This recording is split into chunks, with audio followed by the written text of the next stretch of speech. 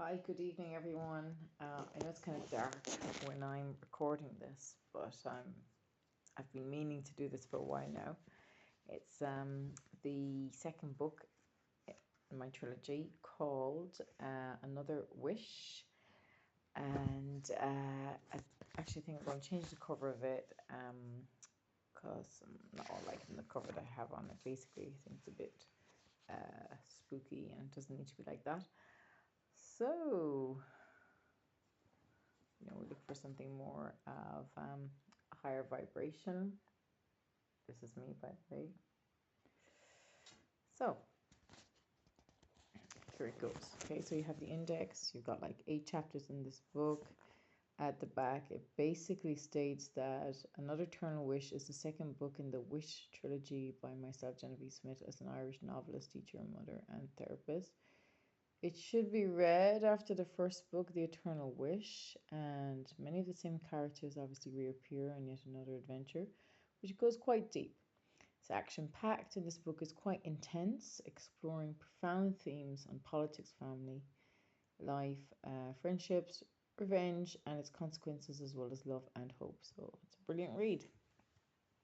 So let's go for a bit of it anyway. The Golden Era. So 5 years later, chapter 1. The multicolored parrots are chirping merrily in the tall tree tops that surround the palace at the mighty mounts. Their joyful tune becomes harmonized for a few instants by a long-winded, drone-like sound from the bountiful plains below. Almost as quickly as it ends, as if by routine, do the pretty birds continue their business. Some begin to feed their open-mouthed young with some fresh squidgy worms, while others rearrange their nest, tugging at twigs and feathers in order to keep their home cozy even in the height of winter. Then the soft snow begins to swiftly swirl around them, and they quickly huddle together, tucking their heads under each other's wings. Now they are barely visible at all.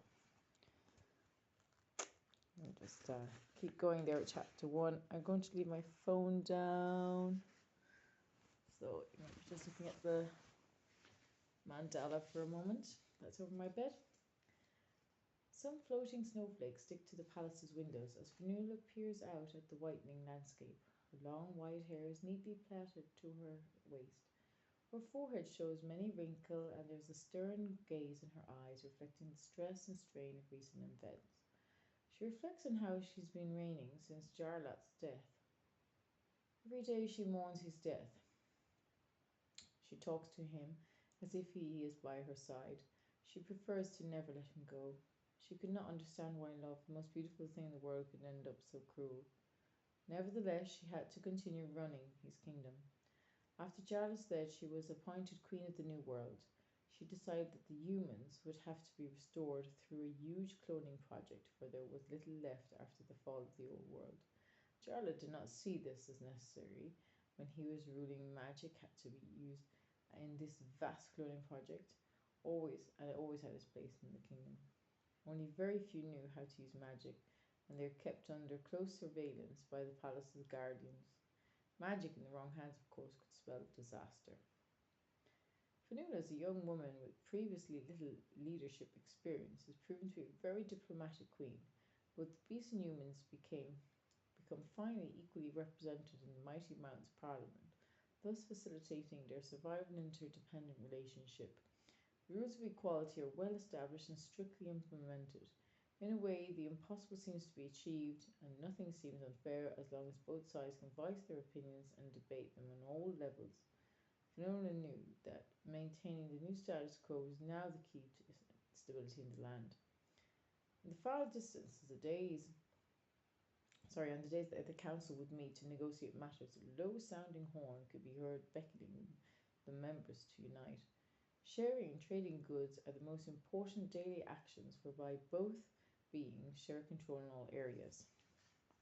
Some of them were shop owners, cobblers, just like their counterparts. Laws enabled this equality and ensured rights for both.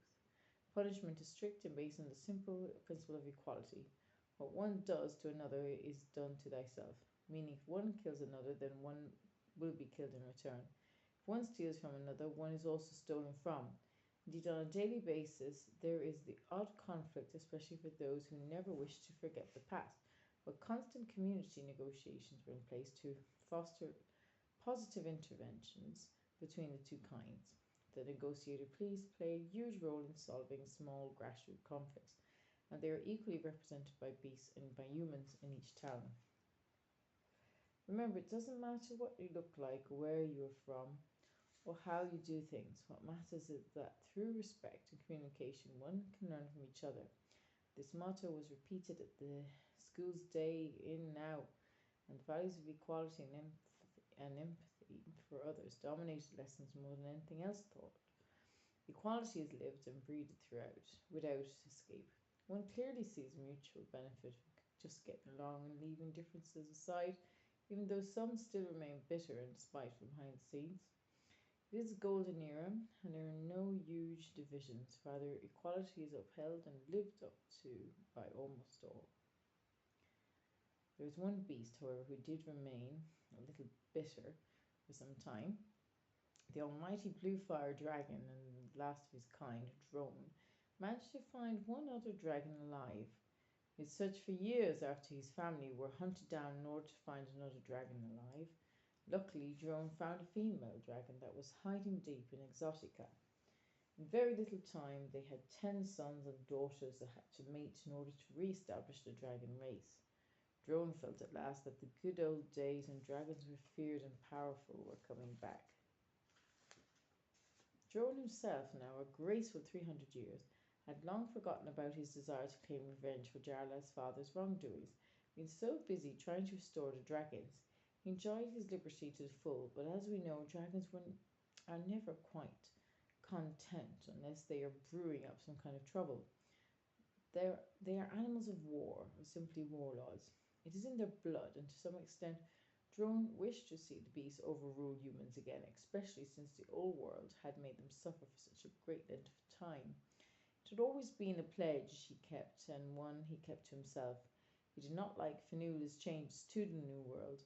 Humans should never have been cloned. Humans still have to pay for their consequences in his mind. So their passionate belief lingered on in the back of his mind. As for Finula's loyal companions, Crink and Ulysses, well, they are active council members in all negotiations. You could say that they are her only cabinet members. Crink recently came to reside at the palace with the queen and her son. Crink did have the inkling that things were just too good to be true. So humans and beasts getting along, sharing power, just didn't seem possible.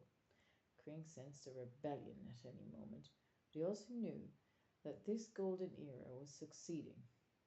But for how long it would last was the question. Beyond to the Human Prince. Chapter 2, get that read, it's only about a page long. Mommy, look at what I found, shrieks the curly-haired, chubby-cheeked infant, suspending on one foot from the palace's tall library ladder.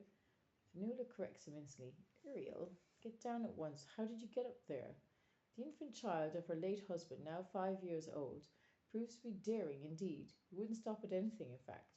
He could climb wardrobes, flights of stairs, up the tallest turrets, and the highest trees in the garden were swung from, and he has now just discovered his father's precious stone up 11 stories of library shelves. It appears that he possesses such willpower that he would not let anything get in his way. This came from Jarlath's father, according to the oldest council members, and Arcalan, indeed, was very stubborn, and nothing could stand in his way of all his wants. So Ariel had definitely inherited this trait. Now Ariel's eyes twinkled at that oddly shaped stone held in a glass case, and he tried everything he could to open it and take out the stone. Jarlath, the boy's father, had kept it there embedded in a cage of volcanic glass, the most unbreakable material in the kingdom. Finula knew of it, but had never actually seen it. Her age-old wisdom, being of unicorn ancestry, told her that it had to remain untouched, and its name, the Hex, derived from its hexagonal shape and its color a pure white, pearl white. It has one power, however, that is to make wishes come true. As history reveals, it was forged in the Wishing Woods by dragons. Finula had no use for it, but she had to protect it from others and others' knowledge. In fact, very few even remember its existence. since it was Jarlath's father, Artlan, who had found it some years back. Iriel, get down at once, remarked his mother in a calm, firm tone. Immediately, the infant responds to his mother's words and decides to play Battlefire instead with his toys on the floor. Canute observes the young boy and senses that as a human king, he might not be liked, but that it was up to her to teach him to rule rightfully. She would spend many a night reading her self-written stories about the successful new world, while an eager Iriel would sit by her side with a thoughtful grin upon his face. There's more to him that meets the eye then, is there? He's sounding like he's not such a good kid. This just doesn't sound great. I don't know if I really intended this at the end of the day, but I actually don't remember the whole story now anymore because I've written this years ago. Oh, so it's good to read back over it again. Anyway, chapter 3, we can manage that one now, and we leave it at that then, and we do chapter 4 in the next video and so on. So, chapter 3, Turn of the Tide.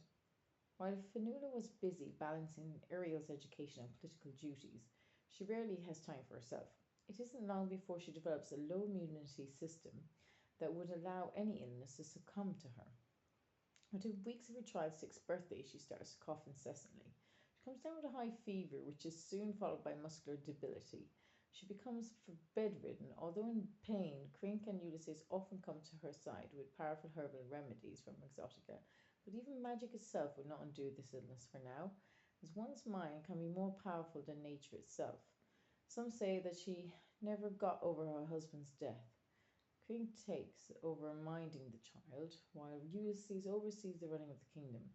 Immediate unrest in the air, as all members of the New World are very vulnerable to changes that affect future matters. Now, deep down low in his dungeoned lair, Drone has conjured up his final plan of revenge, which would not involve hurting Fionnuala nor her son, whom he considers to be a halfling, although if he knew the truth, he would become infuriated.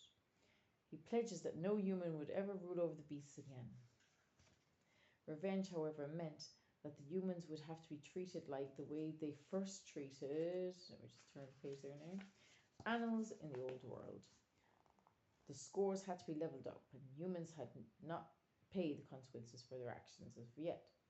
Drone's plan is simple. In order for the animals to solely reign again, humans would be put down and Fionnuala's reign overthrown. A beast such as himself must reign.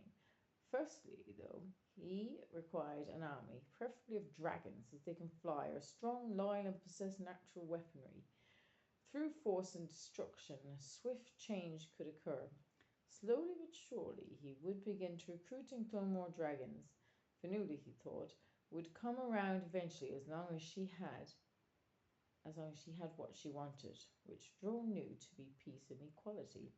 He could keep her and her son in his lair, and by his age-old wisdom he could manifest whatever she desired.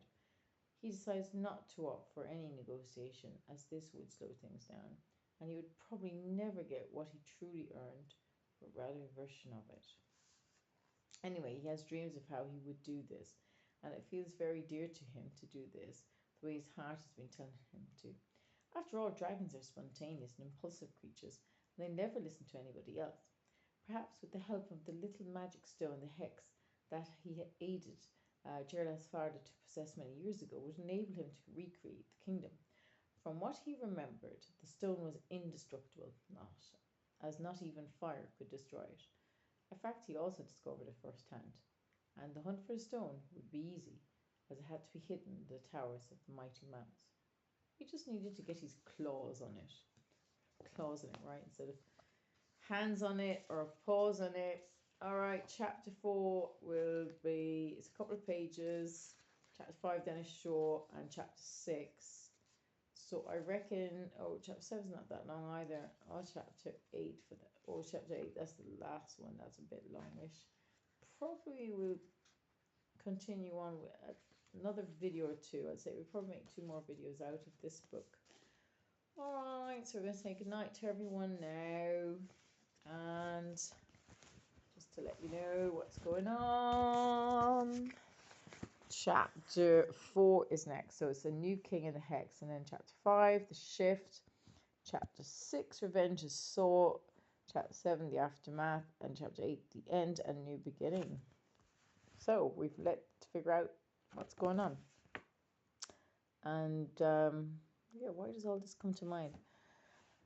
Well, apparently I'm related to a great, well, how many greats would it be? Maybe over 200. Grandfather was William the Conqueror, some French guy who came in, who invaded England, and well, a vision actually came to me one night, and he was in it, and it was about the Battle of Hastings, and it was actually the Battle of Hastings was where he won, and so he became the ruler, one of the rulers, was it King of England? Anyway, long story short, it's obviously a bit of all this in my blood, but hey, there's going to be a lot more stuff happening in the book, so stay tuned in for the next round, for its continuation. Going off to sleep now. Good night.